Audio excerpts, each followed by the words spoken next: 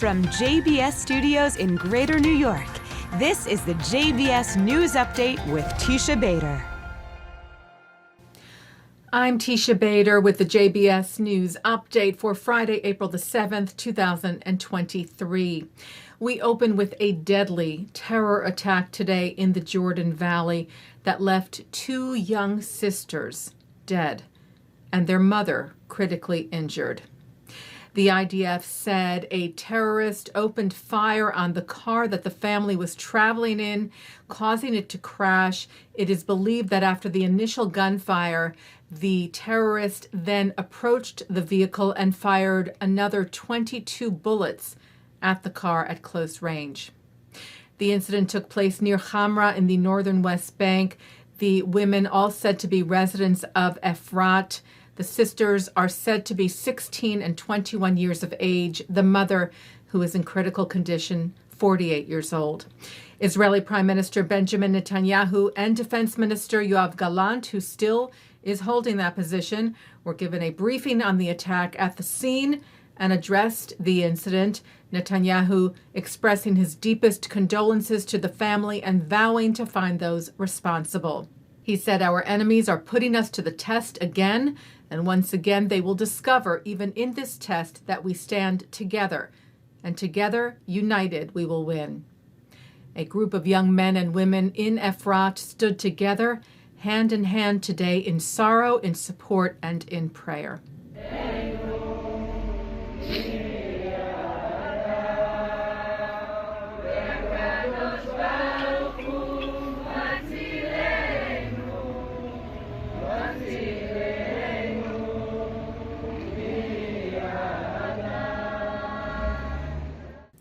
An IDF soldier was shot last night in the West Bank. The incident took place at the Geva Binyamin junction just north of Jerusalem. The 19-year-old was treated at the scene and then taken to the hospital in light to moderate condition. A suspect was arrested today. On Tuesday night, clashes broke out between Israeli security forces and Palestinian rioters who barricaded themselves inside the Al-Aqsa Mosque on the Temple Mount in Jerusalem's Old City. According to Israel police, the rioters shouted incitement, shot fireworks, and threw rocks and other objects at the officers, and several arrests were made. Police vowing to continue to act against anyone who disturbs the public order and tries to turn a mosque or any other house of worship into a warehouse of ammunition and a fortress used to imprison worshipers and violent disturbances. And responding to what they called reckless incitement on social media, alongside false publications regarding the events in the area, including claims that Israeli forces, quote-unquote, stormed Al-Aqsa, Israel police said they were forced to enter the mosque to stop the lawbreakers and maintain order, stressing there is no change in the existing practice on the Temple Mount and the holy places, saying Israel police will not allow anyone to harm the existing conduct at the Temple Mount, harm human lives, or cause disorder. Last night, dozens of rockets were fired at southern Israel and northern Israel from Gaza and from Lebanon, claiming to be in response to the clashes. Some 34 rockets were fired from Lebanon by what is believed to be Hamas terrorists based there. Most of those projectiles were intercepted by the Iron Dome, though several hit buildings in northern towns in Israel like Shlomo, causing damage, and 3 people were injured. This was the largest number of rockets fired from Lebanon since the 2006 war. Rockets were fired at southern Israel from Gaza. 8 were intercepted by the Iron Dome. Several fell short or landed in the sea or open areas, though one did land in a populated area in the southern city of Sderot. The IDF struck Hamas targets in Gaza and in Lebanon in response.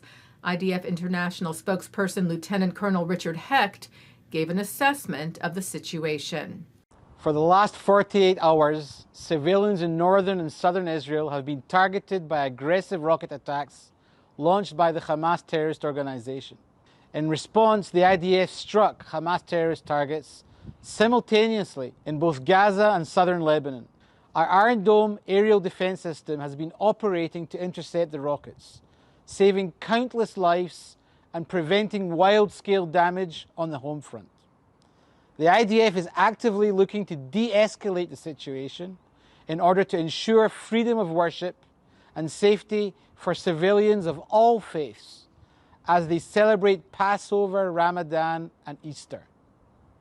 Meanwhile, Friday Ramadan prayers at the Al-Aqsa Mosque on the Temple Mount passed relatively quietly today.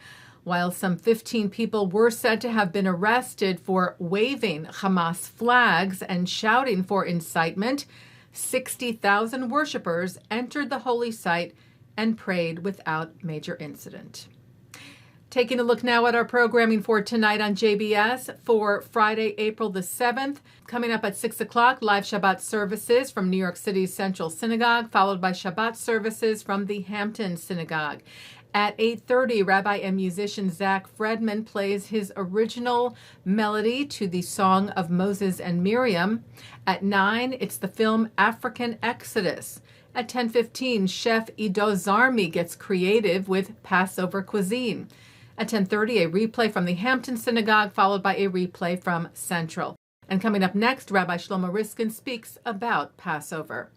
And that's the JBS News Update for Friday, April the 7th, 2023.